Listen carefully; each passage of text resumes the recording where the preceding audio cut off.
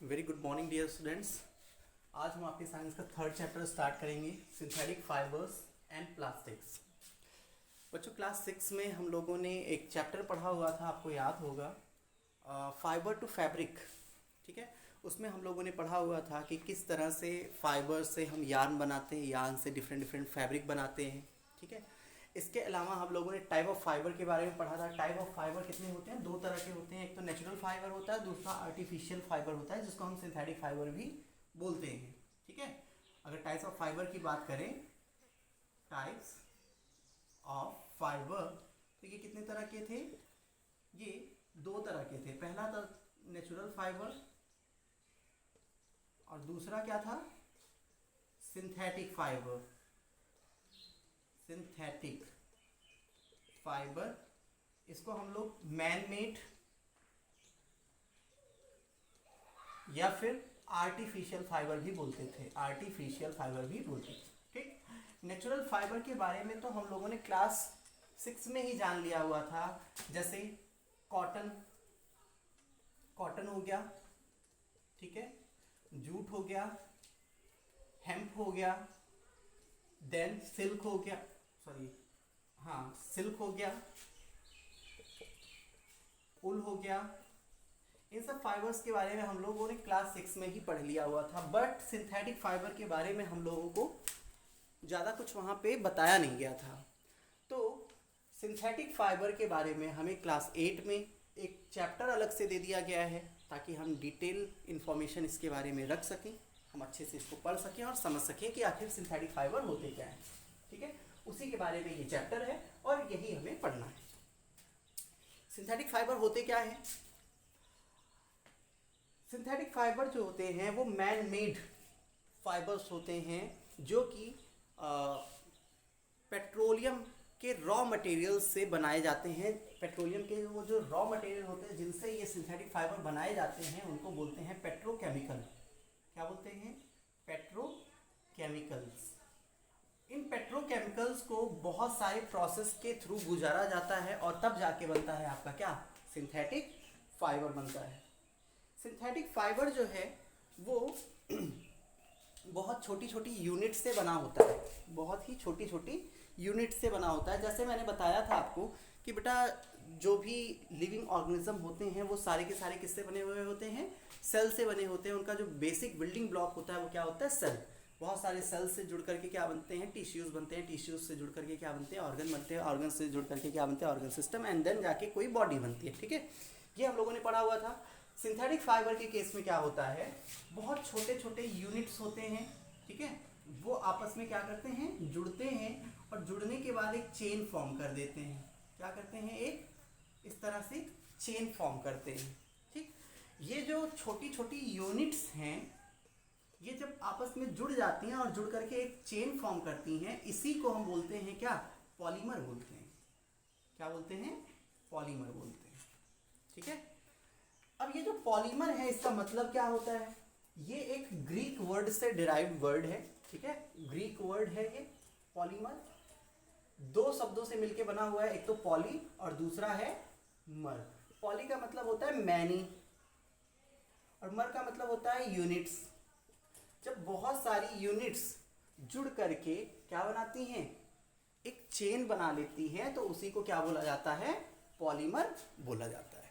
ठीक है, तो आपको बेसिक सी चीज़ समझ में आ गई होगी कि आखिर ये सिंथेटिक फाइबर होते क्या है।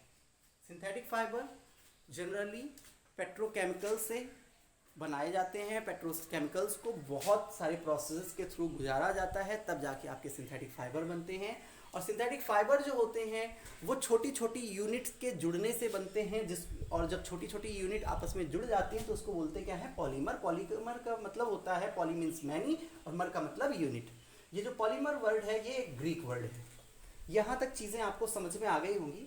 ठीक है, पॉलीमर जो है वो दो तरह के हो सकते हैं, नेचुरल भी हो सकता है, आर्टिफिशियल भी हो सकता है। अगर नेचुरल पॉलीमर की बात करें तो जैसे कॉटन हो गया आपका, कॉटन में भी बहुत सारे छोटे छोटे यूनिट्स होते हैं, उनसे जुड़ करके क्या बनता है? आपका एक कॉटन फाइबर बनता है। ठीक है, तो ये क्या हो गया? नेचुरल पॉलीमर हो गया। और सिंथेटिक पॉलीमर के बारे में मैंने बता ही दिया हुआ आपको, ठीक है। चलिए, अब जब कोई छोटी छोटी यूनिट्स आपस में रिपीट होती हैं और एक चेन फॉर्म करती है ना, ये छोटी जो यूनिट्स हैं, एक यूनिट को बोलते हैं क्या है, मोनोमर बोलते हैं। क्या बोलते हैं? मोनोमर। मोनोमर भी क्या है? मोनो का मतलब होता है सिंगल। क्या होता है? सिंगल। मर का मतलब होता है यूनिट। एक सिंगल यूनिट को क्या बोलते हैं हम? मोनोमर बोलते हैं। जब यही ग्रुप में आ जाता है, इसी को क्या बोल देते हैं हम? पॉलीमर बोल देते हैं, ठीक है। और ये जो प्रोसेस होता है मोनोमर्स के जुड़ करके पॉलीमर बनाने का, मोनोमर्स के जुड़ करके पॉलीमर बनाने का जो प्रोसेस होता है, उसी प्रोसेस को बोलते हैं पॉलीमराइजेशन। क्या बोलते हैं? पॉलीमराइजेशन। पॉलीमराइजेशन, ठीक है। ये जो चेन का फॉर्मेशन है ना, डिफरेंट मोनोमर्स जुड़ करके जब चेन फॉर्म कर लेते हैं, इसी प्रोसेस को क्या बोलते हैं? पॉलीमराइजेशन बोलते हैं। अब बच्चों, हम लोग जानते हैं कि जो सिंथेटिक फाइबर है वो बहुत ही ज़्यादा पॉपुलर है आजकल, बहुत वाइडली यूज हो रहा है, ठीक है। तो अगर इतना वाइडली यूज हो रहा है तो जाहिर सी बात है उसके कुछ ना कुछ स्पेशल फीचर्स होंगे, कुछ ना कुछ ऐसे फीचर्स होंगे जिनकी वजह से वो इतना ज़्यादा पॉपुलर है, ठीक है। वो फीचर्स क्या है, वो कैरेक्टरिस्टिक्स क्या है, वो विशेषताएं क्या है सिंथेटिक फाइबर की, उसके बारे में हम यहाँ पे अब जानेंगे। Features of synthetic fibre. Features of synthetic fibres. अगर इसकी बात करें तो बहुत सारे फीचर होते हैं। सबसे पहला फीचर तो ये है कि ये बहुत जल्दी से क्या हो जाता है? सूख जाता है, ड्राई क्विकली, बहुत जल्दी से सूखता है। दूसरे फीचर की बात करें, बहुत ज़्यादा ड्यूरेबल होता है ये, ठीक है, बहुत ज़्यादा ड्यूरेबल होता है। एंड इसके बाद बात करें, लेस एक्सपेंसिव होता है, लेस एक्सपेंसिव, रेडली अवेलेबल होता है, easily available and easy to maintain. ये कुछ विशेषताएं हैं किसकी? सिंथेटिक फाइबर की, जिसकी वजह से ये इतना ज़्यादा पॉपुलर है। मतलब ड्राई क्विकली, इसका मतलब ये है कि सिंथेटिक फाइबर्स जो है वो मॉइस्चर को एब्जॉर्ब नहीं करते, जिसकी वजह से जब वो मॉइस्चर को एब्जॉर्ब नहीं करते, वाटर को एब्जॉर्ब नहीं करते, तो बहुत जल्दी से वो सूख जाते हैं। जैसे मान लेते हैं सिंथेटिक फाइबर का बना हुआ कोई कपड़ा है और आपको कहीं पे जाना है, आपने देखा कि कपड़ा तो गंदा है, आप फटाफट उसको धुल करके 1 घंटे के अंदर सुखवा के पहन के जा भी सकते हैं। लेकिन अगर नेचुरल फाइबर की बात करें तो नेचुरल फाइबर से बने हुए कपड़े इतने जल्दी सूखते नहीं हैं, ठीक है। तो सबसे पहला एडवांटेज तो इसका ये है कि ये बहुत ही जल्दी सूख जाता है।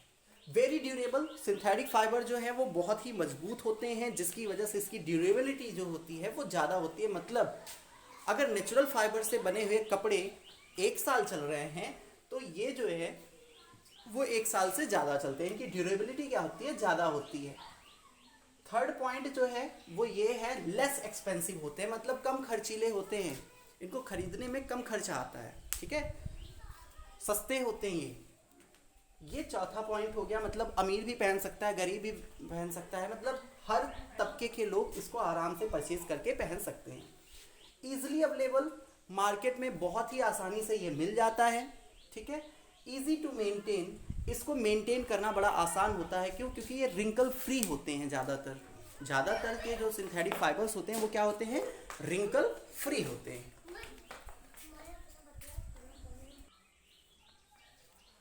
तो ये कुछ विशेषताएं हैं आपके सिंथेटिक फाइबर की, जिसकी वजह से आजकल ये बहुत ही ज़्यादा पॉपुलर है, ठीक है। अब हम बात करेंगे टाइप्स ऑफ सिंथेटिक फाइबर्स की। कितने तरह के सिंथेटिक फाइबर होते हैं? वैसे तो बहुत तरह के सिंथेटिक फाइबर होते हैं, लेकिन अगर सिंथेटिक फाइबर को कैटेगराइज किया जाए तो मेनली 4 ग्रुप्स होते हैं इसके। कौन कौन से ग्रुप्स होते हैं? चलिए बात करते हैं इसकी। टाइप्स ऑफ सिंथेटिक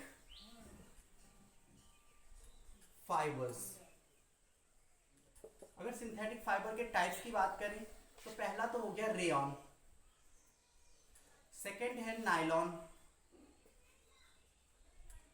थर्ड है पॉलिस्टर, फोर्थ है एक्रेलिक। ये 4 टाइप्स होते हैं किसके, सिंथेटिक फाइबर के, ठीक है। जिसमें सबसे पहला आपका रेयॉन। अगर रेयॉन की बात करें तो रेयॉन जैसे सिल्क होता है ना, सिल्क, ठीक वैसे ही आपका रेयॉन दिखता है।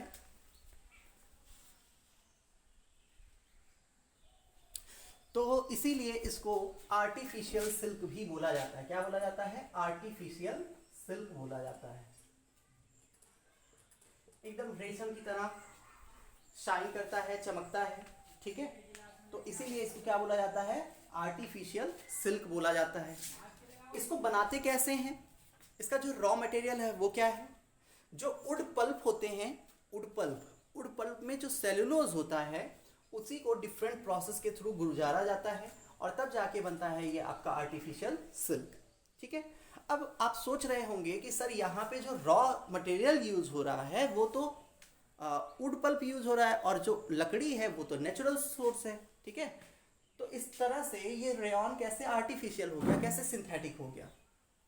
तो बच्चों जो सेलुलोज है उसको केमिकली तरह तरह के प्रोसेस के थ्रू गुजारा जाता है, ठीक है।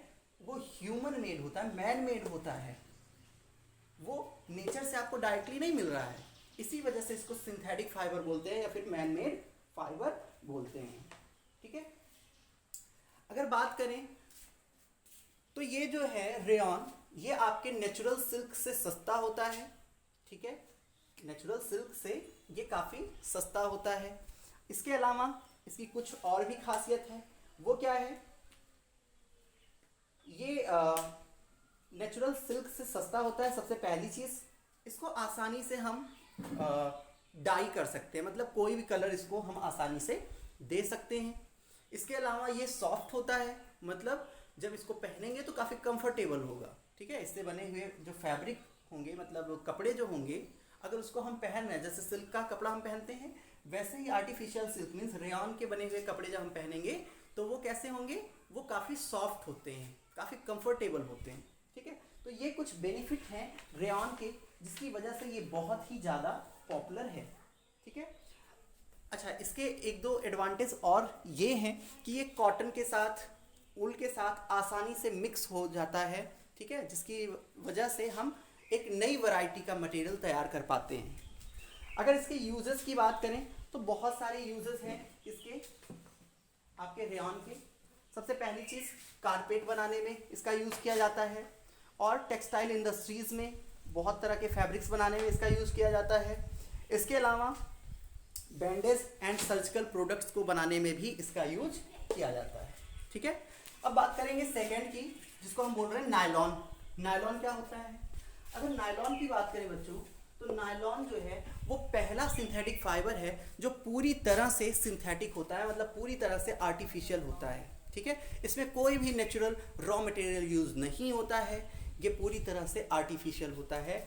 इसके लिए जो रॉ मटेरियल, इसके लिए जो चीज़ें यूज हो रही हैं वो है आपका नाइट्रोजन, हाइड्रोजन, ऑक्सीजन, कार्बन, ये सारे एलिमेंट्स इसको बनाने में यूज होते हैं, ठीक है। नायलॉन फाइबर जो है बहुत ही ज़्यादा इलास्टिक होते हैं। इलास्टिक का मतलब समझते हैं, रबर को ऐसे खींचते हो तो लेंथ उसकी बढ़ जाती है, छोड़ते हो तो क्या होता है, कम हो जाती है। मीन्स इस प्रोसेस को, इस प्रॉपर्टी को बोलते हैं इलास्टिसिटी। तो नायलॉन जो होता है काफ़ी इलास्टिक होता है और इसकी जो टेंसाइल स्ट्रेंथ होती है वो बहुत ज़्यादा होती है। इट मीन्स ये जल्दी से टूटता नहीं है, ठीक है। तो ये कुछ खासियत होती है किसकी, नायलॉन की, जिसकी वजह से ये बहुत ही ज़्यादा पॉपुलर है। नायलॉन की और कुछ अगर बातों की जिक्र करें तो नायलॉन जो है वो रिंकल फ्री होता है और वाटर को एब्जॉर्ब नहीं करता है। अगर वाटर को एब्जॉर्ब नहीं करेगा तो इसका मतलब ये भी बहुत जल्दी से सूखेगा, ड्राई क्विकली, ठीक है। ये बहुत जल्दी से सूख जाएगा और पानी को एब्जॉर्ब नहीं करता। इसके अलावा ये रिंकल फ्री होता है, ठीक है। तो इसकी वजह से ये काफ़ी ड्यूरेबल होता है और पहनने पे अच्छा लगता है, ठीक है। ये कुछ चीज़ें हैं नायलॉन के बारे में जिसकी वजह से वाइडली ये यूज हो रहा है। अच्छा, इसका यूज कहाँ कहाँ पे है, नायलॉन का यूज़ कहाँ पे करते हैं हम? बहुत तरह के टायर्स को बनाने में नायलॉन का यूज़ करते हैं, ठीक है। और फैब्रिकेटिंग सीट्स बनाने में, ब्रशेस बनाने में, रोप्स बनाने में, नेट्स बनाने में, ठीक है, टायर्स बनाने में, इन सब जगहों पे हॉजरीज में, बहुत सारे मशीन के पार्ट्स बनाने में नायलॉन का यूज़ हम करते हैं, ठीक है। तो ये तो two type of synthetic fiber के बारे में हम लोगों ने जान लिया। बाकी बचे हैं दो, पॉलिस्टर एंड एक्रेलिक। इसके बारे में हम लोग बच्चों जानेंगे नेक्स्ट डे। आज के लिए इतना ही। Thank you, have a very good day.